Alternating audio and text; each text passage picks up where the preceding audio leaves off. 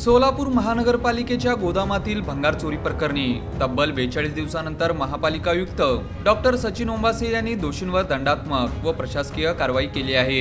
अतिक्रमण प्रतिबंधक विभागाचे प्रमुख जगन्नाथ बनसोडे आणि कनिष्ठ अभियंता दीपक कुमार यांच्यावर प्रत्येकी 1,20,000 रुपयांचा दंड ठोठावण्यात आला आहे।